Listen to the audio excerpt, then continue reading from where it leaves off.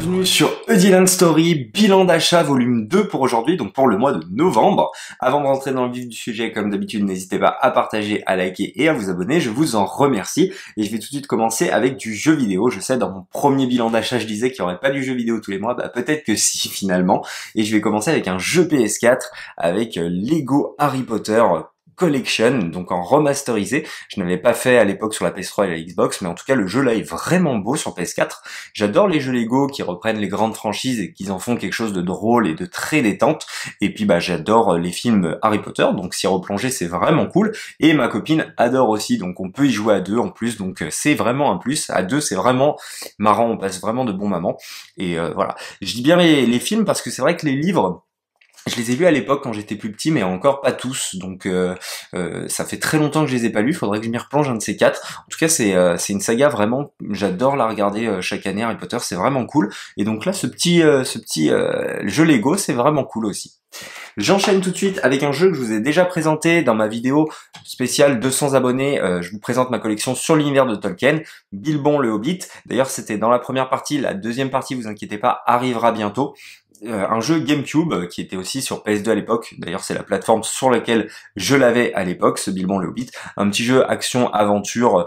Voilà, c'est très enfantin, les graphismes sont très enfantins, mais si vous êtes fan de l'univers, on y passe vraiment un bon moment. J'en ai fini pour les jeux vidéo, je vais tout de suite enchaîner avec du DVD, un DVD trouvé sur eBay pour 6 € à peu près. D'ailleurs lui je l'ai trouvé à 10 € sur Rakuten et c'est très bien hein, pour du jeu rétro, franchement ça reste très correct. Lui je l'ai trouvé je crois pour 5 € sur eBay, donc Le Seigneur des Anneaux, le dessin animé, que j'avais vu à l'époque il y a quelques années, et donc là je me suis replongé dedans et il y a les bonus de ce film qui sont très très intéressants, où Ralph Bakshi revient pendant je sais pas 15-20 minutes, mais pas que, hein, il y a plusieurs personnes qui reviennent sur ce film, et franchement c'est un film très très intéressant. Franchement je trouve que on le critique assez facilement, on dit facilement que c'est un navet, mais je trouve vraiment que ce film est beaucoup plus qu'un navet. Franchement, il a apporté énormément de choses, notamment à Peter Jackson. Je pense qu'il s'en est inspiré amplement. D'ailleurs, vous pouvez aller voir ma vidéo sur ma chaîne YouTube que j'ai faite sur ce film, qui est vraiment intéressant. Je vais enchaîner tout de suite avec du Gilbert Joseph, avec Colossal, un petit film qui était sorti direct en DVD, que je n'avais pas vu, de Nacho Vigalondo, donc un petit réalisateur indé, avec pour actrice principale Anna Hathaway, qui est une excellente actrice qu'on avait pu retrouver notamment dans le personnage de Catwoman dans The Dark Knight Rises. Et en fait le speech il est vraiment sympathique, puisque ça va être un kaiju qui va apparaître au Japon, et Anna Hathaway va passer par un parc, et en fait elle va se rendre compte que ces Fégezès dans le parc, et le kaiju va les reproduire, et elle va se rendre compte qu'en fait c'est elle le kaiju tout simplement. Et on est très très loin des blockbusters actuels avec les kaijus, les Godzilla, les machins qui n'ont ni queue ni tête, où c'est n'importe quoi. Là c'est vraiment très très intéressant, et c'est vraiment dommage que ce film n'a pas eu le droit du coup à une sortie ciné, parce que je trouve ce film vraiment excellent. Et si vous ne l'avez pas vu, je vous invite vraiment à le voir, parce qu'en plus c'est vraiment bien fait. Les peu de fois où on voit les kaijus, ils sont vraiment bien faits. Et il y a aussi le personnage de Oscar, joué par Jason Sudeikis, qui est un excellent acteur qu'on peut voir dans Ted Lasso, que j'ai vu cette année, que j'ai découvert cette année sur Apple TV, qui a 2 saisons pour le moment, et qui est pour moi chef-d'œuvre tout simplement. C'est ce que j'ai vu de meilleur ces dernières années en termes de séries, loin des séries actuelles où tout doit être vulgaire, tout doit être sang. Enfin là on est loin de tout ça, et c'est un excellent acteur, et là il joue très très bien dans ce film, donc franchement c'est vraiment une excellente découverte, ce Colossal. Toujours chez Gilbert Joseph, 7 € le Blu-ray, hein, donc 7 € chacun, 2 films avec Mark Wahlberg, un premier avec aussi Christian Bale et Amy Adams, Fighter, que je n'ai pas encore vu, donc je vais pas pouvoir plus développer, mais bon, film de boxe, le casting excellent, donc ça m'intrigue amplement, donc j'ai hâte de le découvrir. Et ensuite, 22 Miles avec Mark Wahlberg encore une fois, et un film de Peter Berg, hein, les deux qui s'associent assez régulièrement, hein. Peter Berg, Mark Wahlberg, c'est son acteur fétiche tout simplement, et j'ai été très surpris par ce film parce que les critiques ne sont pas très bonnes, mais moi j'ai vraiment kiffé. Alors oui, c'est de l'action, hein, c'est ce qu'il aime faire de toute façon, Peter Berg, et tant mieux parce qu'il le fait très bien, donc après tout pourquoi pas, mais surtout j'ai été très très surpris de la fin, qui est loin de toutes les fins clichés. Franchement c'est assez étonnant, et puis le casting est vraiment bon. on a du Ronda Rousey qui joue pas trop mal hein, pour le coup, hein. Pour ceux qui ne connaissent pas, c'est une championne de MMA. On a Maggie de The Walking Dead, j'ai bouffé son nom, et on a l'acteur principal de The Raid, donc un assez gros casting, hein. Et franchement, le film passe hyper bien, et je vous invite vraiment à regarder la filmo de Peter Berg. On a du sang et des larmes, c'est excellent, on a de la traque à Boston, il y a des films un petit peu moins bien, mais alors ceux que je viens de citer sont vraiment de très très bonne qualité, et on a aussi, pour ceux qui auraient Netflix, Spencer Confidential, qui passe très très bien aussi. Voilà pour ceci. On a un dernier coffret pour Gilbert Joseph, un coffret Les Animaux Fantastiques. On revient sur l'univers d'Harry Potter, payé 15 €, donc c'est plutôt un bon prix, hein. Franchement, l'occasion, vous pouvez toujours trouver de bonnes choses hein, sur les sites d'occasion, que ce soit Le Bon Coin, eBay, foncez franchement Rakuten et Gilbert Joseph aussi. Il y a énormément de choix. En plus, généralement, on trouve souvent son bonheur. Et du coup, trouver pour 15 €, c'est un petit bon prix. Les Animaux Fantastiques que je n'avais pas trop aimé moi à l'époque quand je l'avais découvert au cinéma. Puis après, je l'ai revu des années après, quand il passait sur TF1, enfin des années après, 3 ans après.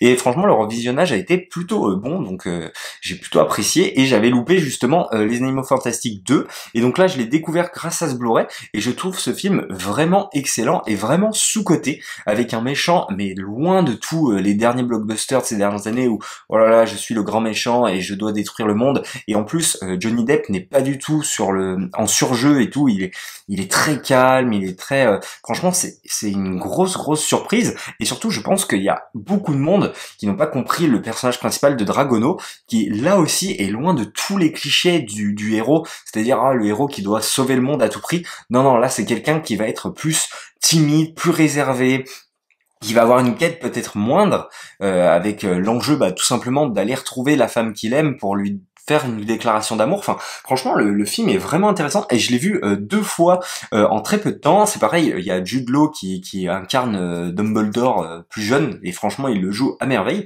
Et donc vraiment, j'ai vraiment aimé, et j'ai vraiment hâte de découvrir le 3e opus du coup, parce que du coup, j'aime vraiment finalement Les Animaux Fantastiques. Alors malheureusement, il n'y aura plus Johnny Depp, hein, puisqu'il s'est fait renvoyer. Ça, c'est un petit peu dommage, mais bon, que voulez-vous. En tout cas, vraiment une belle surprise, Les Animaux Fantastiques 2.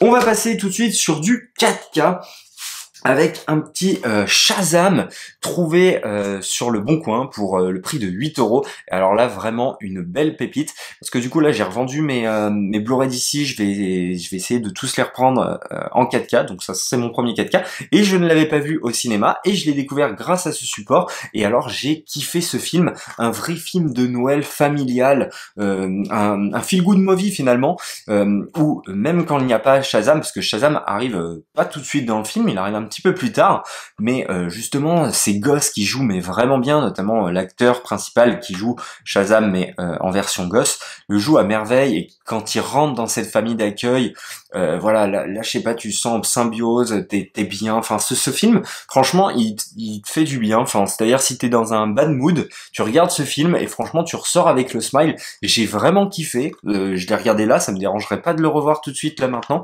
Franchement alors oui c'est classique en termes d'action, voilà, c'est classique en termes d'action, il y a pas de choses incroyables, mais franchement il est vraiment bon, et c'est réalisé en plus par David Hitzenberg, un réalisateur suédois qui est youtubeur d'ailleurs, et qui avait fait Dans le Noir, un excellent film d'horreur qui était produit par James Wan, et il a fait aussi Annabelle 2 que je n'ai pas vu, mais il faudrait que je le voie quand même.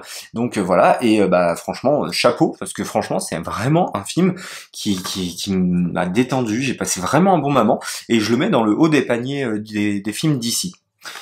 J'enchaîne avec là par contre un moins bon film, mais bon, je l'ai trouvé sur eBay et c'était pour compléter ma collection.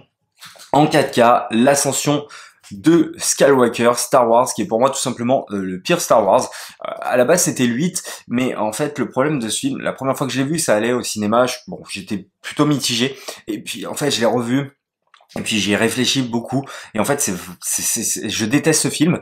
Quand je le regarde, je ne peux pas m'empêcher de voir J.J. Abrams qui crache sur Rian Johnson, ou qui essaye de rattraper ses bourdes, et c'est vraiment ignoble quoi. Enfin, en tout cas, il n'y a pas un film pour rattraper l'autre, hein, que ce soit Star Wars 8 ou Star Wars 9, attention, hein, Star Wars 8 je déteste aussi, mais je trouve ce film encore pire pour ça en fait, parce que j'ai l'impression juste regardez, là on corrige ça, enfin la trilogie n'a aucun sens, franchement c'est vraiment dommage, ils ont tout gâché, surtout qu'il y a quand même de bonnes idées, et n'empêche que Star Wars 8 et Star Wars 9, visuellement, ça claque. Il y a pas de souci. Mais par contre, il y a rien, quoi. Scénaristiquement, c'est le néant, quoi.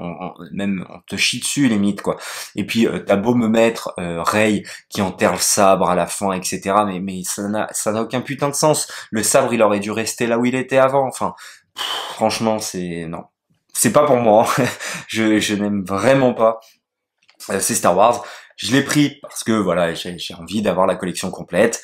Faudrait quand même que je le découvre en 4K pour voir ce que ça donne. À mon avis, c'est vraiment beau, surtout que c'est un film récent.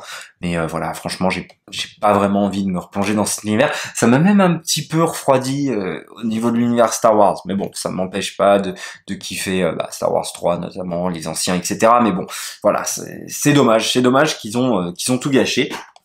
Pour finir avec les 4K, on a un coffret que je vous ai présenté pareil dans l'univers de Tolkien, dans ma vidéo sur ma collection de l'univers de Tolkien, un magnifique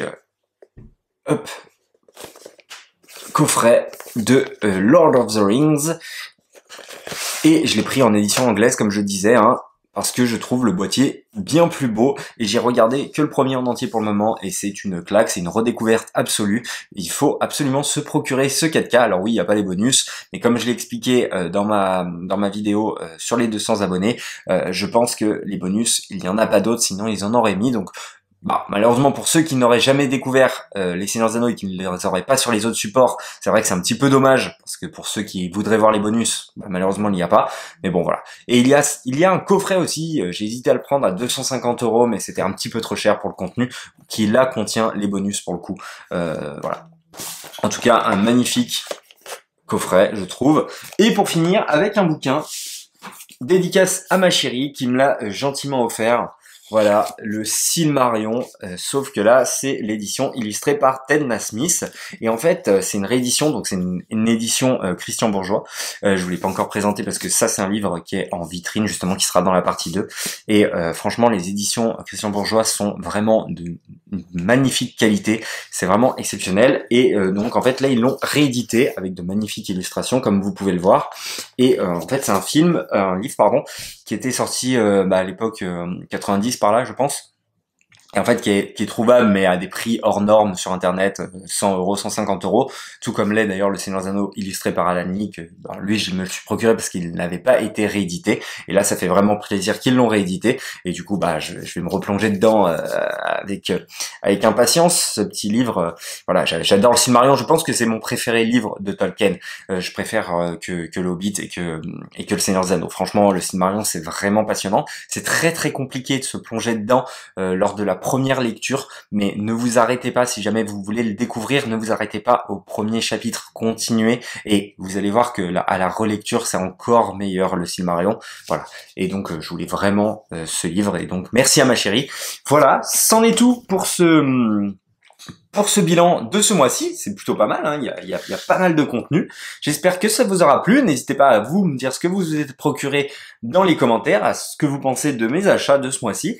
Et puis comme d'habitude, n'hésitez pas à liker, à partager et à vous abonner. Et nous, on se dit à la prochaine pour une prochaine histoire.